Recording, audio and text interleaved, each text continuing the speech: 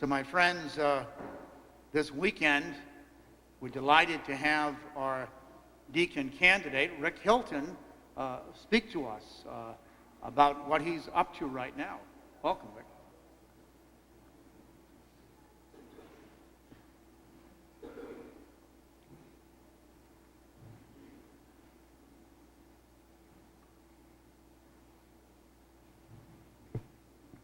What I'm up to right now, that sounds like what the nuns used to say to me when I was in grade school. What are you up to right now?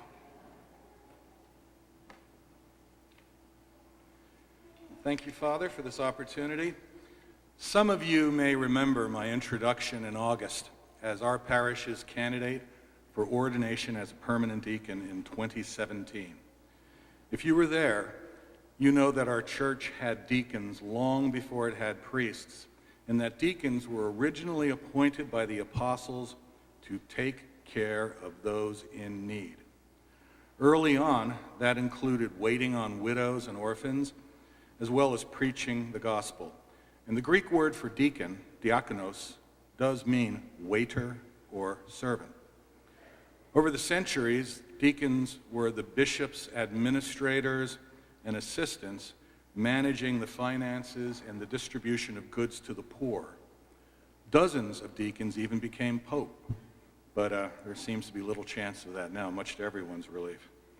No, my role right now is very well defined. Father Cole has asked me to assist occasionally at Mass and to lead morning prayers when we do not have Mass, but my main assignment is the traditional assignment for a deacon, the distribution of goods to the poor, which is what brings me to this pulpit this morning.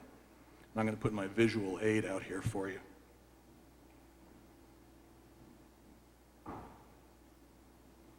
The other 364 days of the year, this box is out there in the narthex. Many of you, maybe most of you, have bumped into this hazard to navigation when entering or leaving the church. It's placed right in the middle of the narthex. If we're out on the lake, there'd be a black and white buoy to the northeast of it and a red and white buoy to the southwest of it. But right here in this church, we keep it where you can't miss it, coming or going. Most people call it the poor box. Almost every church has one. They have since at least the Middle Ages, probably earlier than that. But what it says on top is Parish Relief Fund.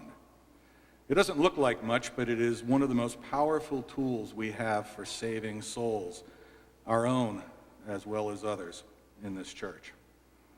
In our moral theology classes at St. Anselm College, the deacon candidates have been reminded that Jesus himself told us in Matthew 25 that when we do finally stand before our Lord, what will matter most will not be what we did wrong ourselves, but rather what we did right for others. In his words, "Come, you that are blessed by my Father, inherit the kingdom prepared for you from the foundation of the world. For I was hungry, and you gave me food. I was thirsty, and you gave me something to drink. I was a stranger, and you welcomed me. I was naked, and you gave me clothing. I was sick, and you took care of me. I was in prison, and you visited me." Then the righteous will answer, "Lord, when was it that we saw you hungry and gave you food, or thirsty and gave you something to drink? And when was it that we saw you a stranger and welcomed you, or naked and gave you clothing? And when was it that we saw you sick or in prison and visited you?" And the king will answer them, "Truly I tell you, just as you did it to one of the least of these, who are members of my family, you did it to me."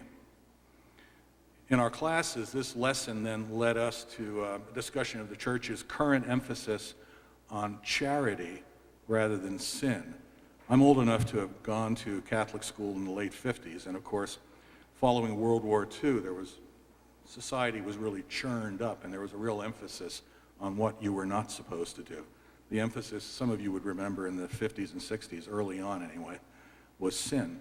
But we've been reading the writings of the popes from Vatican II on up to Pope Francis, who of course has a very active commitment to charity. Sin does matter, it's a danger, but we can't forget charity. On a theoretical level, we've read encyclicals like Pope Benedict's Charity and Truth, but on that more important practical level, we've dealt with the idea that if you love your friend when his or her child is in need, you will help that child for the love of your friend, whether or not you know the child well at all. This means, we were taught, that one good way to love and serve God is to care for his children for his sake, whether we know them or not. Now, the Parish Relief Fund gives us all one way to do that, one way to love our God by caring for his children. What could be simpler? I need to point out that our parish has, by my count, 59 different ministries. The Lighthouse, for example, which is guided by Barbara Richards, who I think is here today. The Lighthouse helps children and their parents in the first months and years of life, from conception up to size 2. I never knew there was a demographic boundary line at size 2, but they'll take care of children and mothers from conception up to size 2. From size 2 on up, our coat rack, which, as you know, is led by Lise Patrick and volunteers. The coat rack helps individuals and families with clothing, mostly children's clothing, I think mostly warm clothing, and a few other necessities. Lise tells me that every year right now, the coat rack is helping about 500 people. So you think about the reach of these organizations. Given 59 different ministries in our parish, the Relief Fund is certainly not the only way to serve God's children, but it is a good way. Because it is administered by an unpaid volunteer, that's me, our overhead cost is almost zero. We help the needy of our parish during their times of acute need while helping them to work with area agencies to develop more permanent solutions to their problems. Often it's a house fire, a sudden death in a family, a sudden illness or injury, a layoff, or other unexpected misfortune that leads them to us. It might be transportation to dialysis or an emergency fuel delivery. 2 weeks ago, we had a very busy period, and in just 2 days, I worked with 7 people in immediate need, meeting with 2 area welfare agencies, 1 food bank, 1 electric company, and 1 homeless shelter in the process.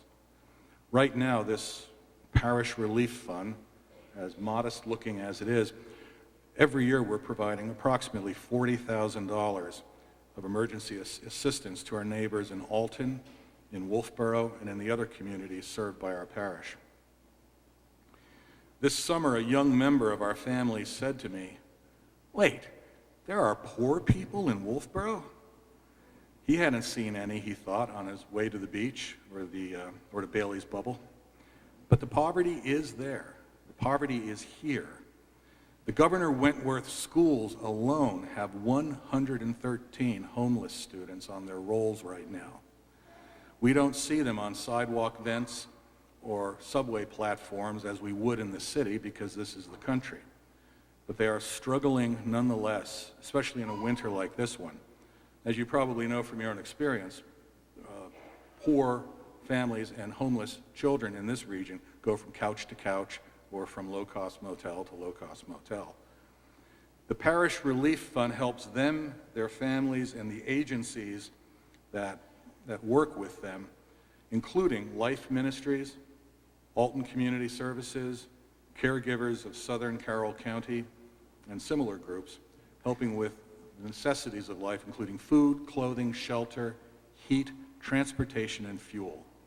We collaborate with other churches and agencies to help people develop long-term solutions to their problems. And frankly, we compare notes to make sure that we are serving well the people who truly need our help.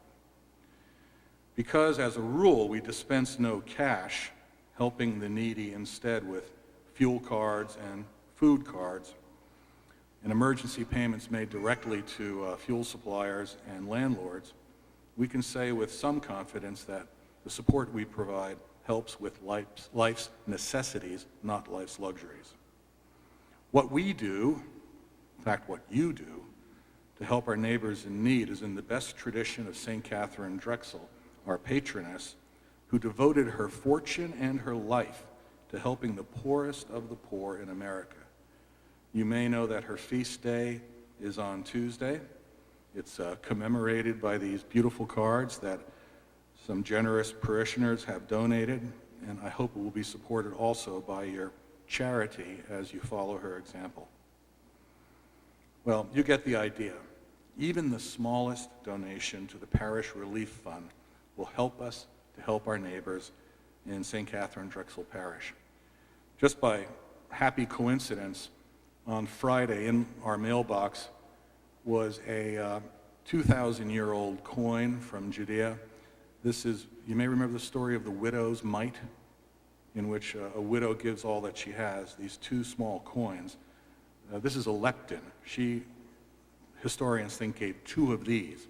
And one of these is worth 6 minutes of an average worker's wages. So Christ is, of course, praising her for giving what she had, which was only 12 minutes worth of a laborer's day. But even a little bit means a lot if it comes from the heart. So we're happy to receive a quarter, a dollar, a check, whatever. Whatever you can donate, online or in person, whatever you feel you can spare, when it is added to the other quarters, the other dollars, the other checks, can change a life, even save a life.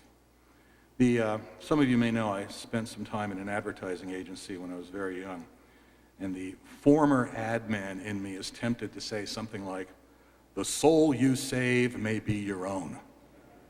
But I don't have to say that because Jesus said it better than I ever could.